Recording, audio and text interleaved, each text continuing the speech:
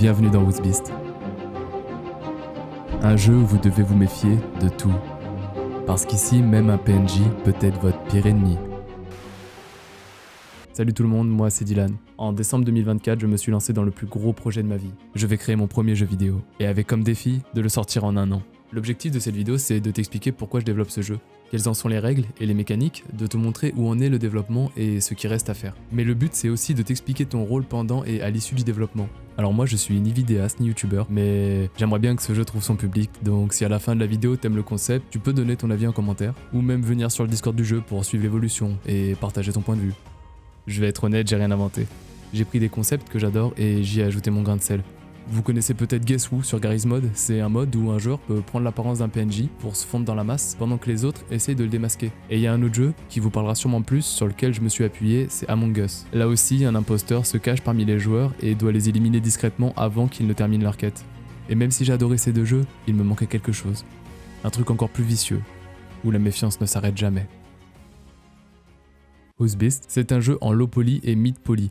Donc on est loin des grands graphismes du prochain GTA, et toutes les images que vous allez voir sont tirées du jeu, dans son état actuel. Voilà comment ça fonctionne. Dans Who's Beast, tout commence de la même façon. Tous les joueurs apparaissent en chevalier, il y a une trentaine de créatures non joueurs qui apparaissent aléatoirement sur la carte et se déplacent. 1 à 3 joueurs sont en réalité des métamorphes, qu'on appelle plus souvent dans les autres jeux des imposteurs. Mais voici ce qui fait toute la différence. Les bêtes ne peuvent pas attaquer directement dès le début, elles doivent trouver une créature PNJ et choisir son apparence pour se cacher.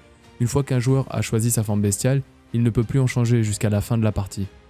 Mais attention, chaque créature a ses propres forces et faiblesses. Et si un chevalier attaque une bête qui est un simple PNJ, ce dernier va se défendre et faire perdre de la vie au chevalier.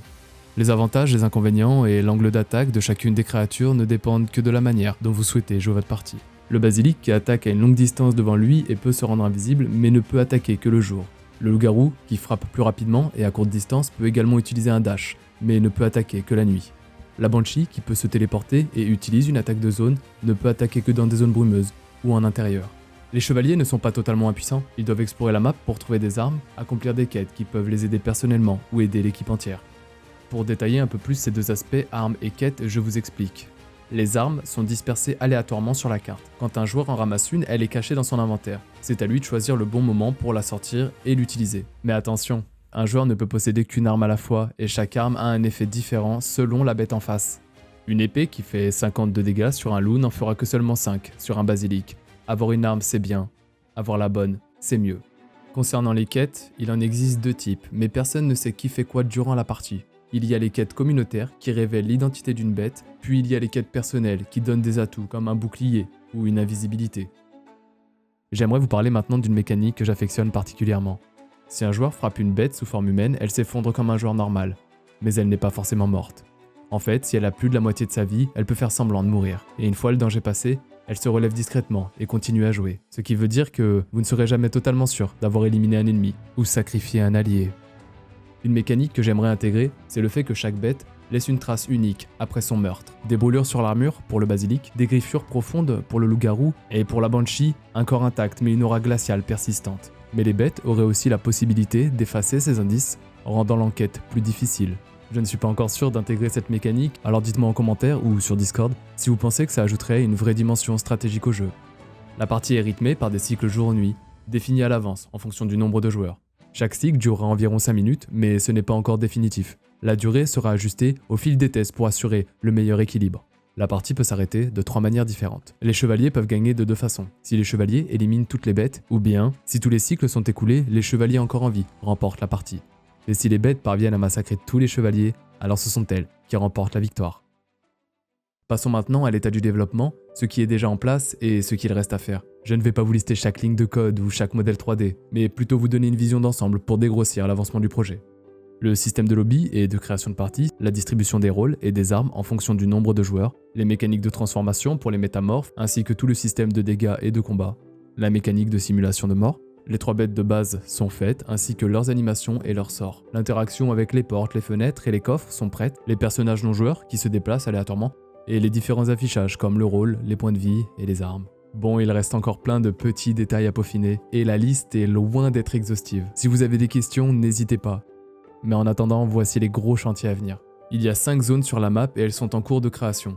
Il faut finaliser et améliorer toutes les animations, améliorer l'IA des PNJ, ajouter les sons et les musiques, implémenter le chat vocal de proximité bien entendu, et le plus gros pour la fin, développer les quêtes, et ça, c'est un gros morceau. Je ne vais pas les lister pour le moment, je vous en présenterai quelques-unes sur Discord. Pour ce qui est du financement, je n'ai aucun Kickstarter ni aucun investisseur, je ne fais pas un AAA, c'est un petit jeu complet, un projet à ma portée que je veux et peux réaliser seul. Je me mets déjà assez de pression tout seul, donc pas besoin d'en rajouter. C'est juste moi, en solo, avec et contre l'industrie du jeu vidéo. Un indépendant qui s'appuie énormément sur l'avis de ses amis et d'une communauté naissante, mais qui à tout moment peut créer un bid monumental. La sortie initiale de la bêta est prévue pour l'été 2025, mais je ne sais pas encore si je proposerai un accès anticipé à prix réduit pour tout le monde, ou si je lance d'abord des phases de bêta fermée, gratuites, le temps des tests. Ce qui est sûr, c'est qu'en décembre 2025 au plus tard, la version finale du jeu sortira à moins de 10 € sans DLC payant. Si tu es resté jusqu'ici, je te remercie. Alors que tu sois simplement curieux ou déjà hypé, je te conseille de rejoindre le Discord. Ça sera le centre névralgique du projet, avec les annonces sur les nouveautés et l'avancement du jeu. Un espace où tout le monde peut partager ses avis et ses idées, et surtout le lieu où les membres pourront donner leur retour pendant les phases de test. Car même si j'ai des idées plein la tête, et que je fais de mon mieux pour équilibrer le jeu, je veux que chacun ait son mot à dire. Des systèmes de vote seront mis en place pour que chaque idée puisse être évaluée, et que les meilleurs puissent être intégrés dans le jeu. Alors si tu veux suivre l'évolution du jeu et y participer, le lien Discord se trouve dans la description. Merci d'avoir regardé jusqu'à la fin, à bientôt.